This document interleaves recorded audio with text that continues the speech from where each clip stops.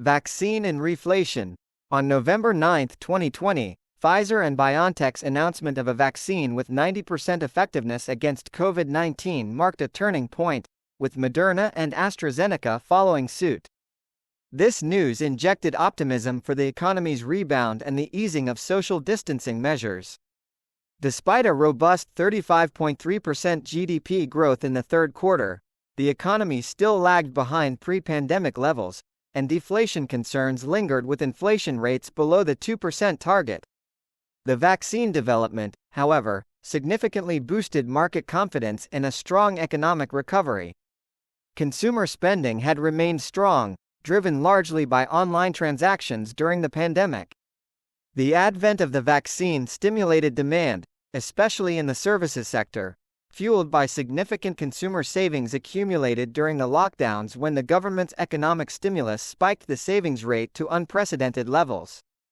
The U.S. Congress was considering further economic stimulus around the vaccine announcements, aiding the shift from recession to reflation, a phase characterized by rising prices to more sustainable levels, increased consumption, growth, and investment.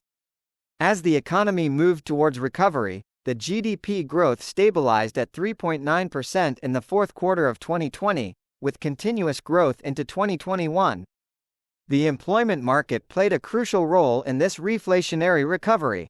The unemployment rate, which had peaked in April 2020, steadily declined, nearing pre-pandemic levels by the end of 2021.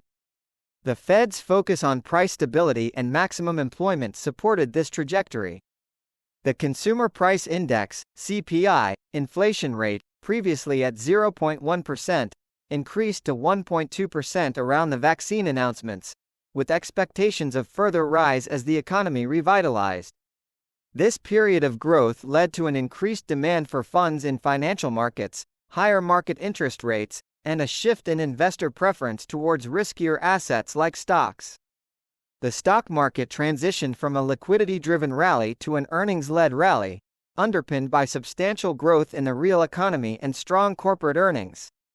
During lockdowns, stocks such as FAANG and those in the IT sector surged due to their non-face-to-face business models. But with the rollout of vaccines and economic normalization, there was a noticeable shift. Cyclical and value stocks, previously overshadowed, began to rise significantly as investors favored sectors poised to benefit from economic improvements.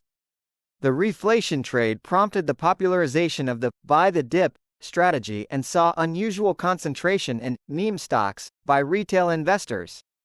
Despite anticipation of the Fed potentially tightening its monetary policy, it remained committed to low interest rates and quantitative easing to sustain growth momentum.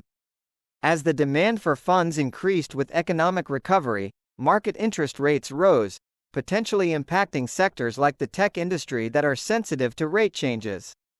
However, the overall stock market continued to benefit from low real interest rates, and the reflation growth trend persisted until the end of 2021.